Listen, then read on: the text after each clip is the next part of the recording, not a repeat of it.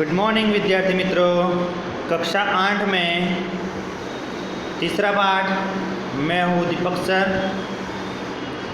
अब तीसरा पाठ जो है चतुर्भुजों को समझना, बराबर। अब उसमें पाठ स्टार्ट करेंगे कि आप जानते हैं कि कागज़ जो है वो समतल का एक प्रतिरूप है। जब आप कागज़ से पेंसिल को हटाएं बिना बिंदुओं को आपस में जोड़ते हैं तो वो क्या होता है कि वो एक समतलीय वक्र प्राप्त करता है। हाँ, तो पिछली कक्षाओं में हम देखा होगा कि ऐसी निम्नलिखित जो आकृतियाँ हैं वो आकृतियाँ हमने पिछली कक्षाओं में यानी कि 7वीं में देखा होगा।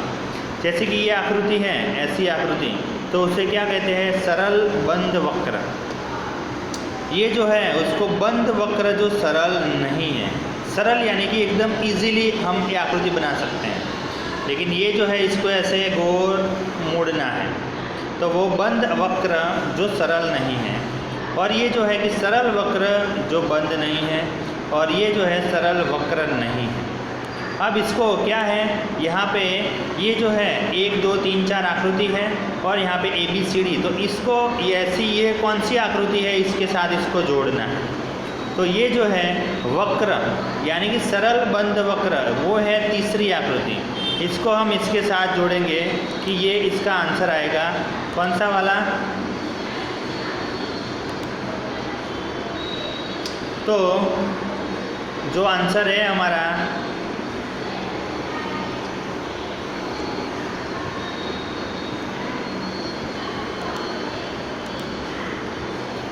सरल बंद वक्र, ये जो है यानी कि A का आंसर 3 आएगा। बंद वक्र जो सरल नहीं है यानी कि इसका B का 2 आएगा। सरल वक्र नहीं है तो ये आएगा, और बंद वक्र जो सरल नहीं है ये आएगा, बराबर। उसके बाद हम बात करते हैं कि बहुभुज। केवल रेखाखंडों से बना सरल बंद वक्र बहुभुज कहलाता है। यहाँ पे 3 आकृति इधर हैं और 3 आकृति इस तरफ है। वक्र जो बहुभुज है यानी कि यहाँ पे भुजा ज़्यादा है, 1 2 3 4 भुजा है, यहाँ पे भी 4 भुजा है, जो 4 भुजा है, यानी कि वक्र है जो बहुभुज है। और यहाँ पे वक्र जो बहुभुज नहीं है, वक्र है लेकिन ये बहुभुज नहीं है, बराबर। समझ में आया? ओके। फिर ऐसे जो उदाहरण थे जिसमें से एक कच्ची आकृति खींचेंगे और उसके शीर्षों की पहचान करेंगे। अब बहुभुजों का वर्गीकरण करना है, यानी कि देखना है कि भुजों या शीर्षों की संख्या, वर्गीकरण करना है और यहाँ पे उसका आकृति बनानी है। तो यहाँ पे 3 भुजाएं हैं तो उसको त्रिभुज कहते हैं। ऐसी आकृति होगी 3 भुजा वाली। फिर 4 भुजा होगी तो उसको चतुर्भुज कहते हैं, ऐसे 4 भुजा वाली आकृति होगी। 5 भुजा होगी तो उसको पंचभुज कहते हैं, तो 5 भुजा वाली आकृति। 6 भुजा होगी तो उसको षडभुज 6। 7 भुजा है तो सप्तभुज, तो 7 वाली आकृति। 8 है तो अष्टभुज, तो ऐसे 8 भुजा वाली आकृति। 9 भुजा है तो नवभुज, 9 भुजा वाली आकृति। और 10 भुजा है तो 10 भुज, ऐसे 10 भुजा वाली आकृति। वैसी बहुत सारी, यानी कि 11 भुजा है, 12 भुजा है, ऐसे तो लेते हैं कि यहाँ पे n भुजा हो तो n भुज कहते हैं, बराबर। अब उसके बाद है कि विकर्ण। विकर्ण किसे कहते हैं? कि किसी बहुभुज का विकर्ण उसके किन्हीं भी 2 शीर्षों को जोड़ने से प्राप्त रेखाखंड होता है। यानी कि कोई भी बहुभुज है उसके शीर्ष, यहाँ पे P शीर्ष है, S शीर्ष है, R शीर्ष है और Q शीर्ष है। तो S और Q को जो जोड़ती हुई रेखा है और P और R को जो जोड़ती हुई रेखा है उसको क्या कहेंगे? विकर्ण कहेंगे। यहाँ पे ये आकृति है, इसमें A B C D और E, ये पांचों के 5 शीर्ष हैं। A को D के साथ जोड़ा तो जो लाइन खींची है वो उसका विकर्ण हुआ।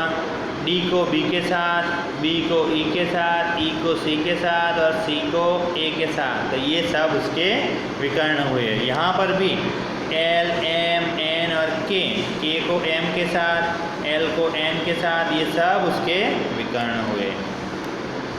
ऊपर दी गई जो आकृति थी विकर्णों के नाम हम दे सकते हैं, जैसे कि यहाँ पे पी क्यू एक विकर्ण है, यहाँ पे पी और क्यू विकर्ण है, वो नहीं है, और एल एम एल और एम वो विकर्ण नहीं है।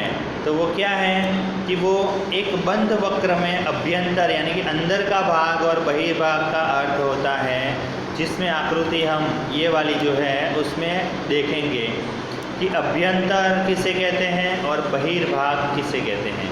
ये जो है बादल की तरह जो है जिसमें अंदर काला काला कलर है, वो ये अंदर का यानी कि उसको अभ्यंतर कहेंगे, और यहाँ पे जो है वो अंदर का भाग नहीं दर्शाया, उसके बाहर का भाग काला काला दर्शाया है, वो उसका बहिर्भाग होगा। तो ये अभ्यंतर और बहिर्भाग दोनों जो शब्द है अच्छी तरह से समझ लेना। फिर उसके बाद दिया है उत्तल और अवतल बहुभुज। उत्तल और अवतल बहुभुज किसे कहते हैं? यहाँ पे उत्तल यानी कि कॉन्वेक्स बहुभुज और कुछ अवतल बहुभुज दिए गए हैं, जिसमें ये जो आकृति है ये पाँचों के पाँच उत्तल बहुभुज की आकृति है, और ये जो है चार अवतल बहुभुज की आकृति बताई गई है। तो यहाँ पे यानी कि इसमें हमको देखना है कि कुछ उत्तल बहुभुज यानी कि इसमें ये जो आकृतियाँ हैं वो भले 4 भुजा हो, 5 भुजा हो, 6 भुजा हो, 7 भुजा हो, लेकिन इसमें कोण जो है वो बाहर की ओर आते हैं, सभी कोण ऐसे, और यहाँ पे ऐसे अंदर की ओर आते हैं, अंदर है, ये अंदर है, तो वो अवतल बहुभुज, जिसके बाहर है तो उत्तल बहुभुज कहलाते हैं। ओके, फिर उसके बाद है टॉपिक सम तथा विषम बहुभुज। सम किसे कहते हैं? सम बहुभुज जो है वो एक वर्ग में भुजाएं और कोण का माप बराबर होता है। हाँ? जो बहुभुज है उनकी भुजा और कोण दोनों का माप बराबर होता है, इसलिए उसको सम बहुभुज कहलाता है। तो ऐसे सम बहुभुज जो यहाँ पे आकृति में बताए होंगे कि यहाँ पे ये त्रिभुज है, तो त्रिभुज के ये कोण और ये कोण, तीनों के तीन कोण कैसे समान हैं, ये भुजा और ये भुजा और ये भुजा तीनों के तीन ऐसे लाइन की है, उसका मतलब कि ये भुजाएं समान हैं। यहाँ पर भी वैसे लाइन की है तो ये भुजा और कोण सभी एक समान है। यहाँ पे ये पंचकोण है तो उसमें भी पांचों के पांच जो कोण हैं वो कैसे है, एक समान, और पांचों की पांच भुजाएं भी एक समान दिए गए हैं। यहाँ पर भी वैसा ही है। यहाँ पर देखो ये आयताकार है तो उसके आमने सामने की भुजाएं देखो, यहाँ पे 2 लाइन तो यहाँ पे भी 2 लाइन, तो ये दोनों भुजाएं समान है, और एक लाइन तो एक लाइन, ये दोनों भुजाएं समान है, और उसके चारों के चार कोण तो समान ही हैं। यहाँ पे ऊपर की 2 जिसके ऊपर एक एक लाइन की है वो भुजाएं उसकी समान है, यहाँ पे 2 कोण समान है। यहाँ पे भी देखो आमने सामने की 2 भुजाएं समान हैं, ये आजू बाजू वाली 2 भुजाएं और ये आजू बाजू वाली 2 भुजाएं, ये कोण और ये यानी कि ये चारों कोण और ये आमने सामने के कोण दोनों समान हैं, बराबर।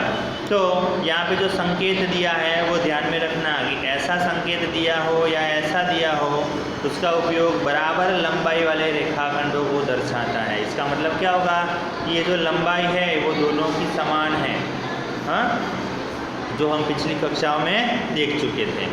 अब है कोण योग का गुणधर्म है कि जिसमें एक त्रिभुज के तीनों कोणों का मापों का योग कितना होता है, 180 होता है, वो आपको याद हो रखना है। और उसके ऊपर से हम आगे की प्रश्नावली जो होगी 3 पॉइंट वो एक करेंगे, लेकिन वो फिर नेक्स्ट लेक्चर में करेंगे। आज के लेक्चर के लिए इतना ही। ओके, समझ में ना आया तो फिर से वीडियो देखना। Okay, thank you.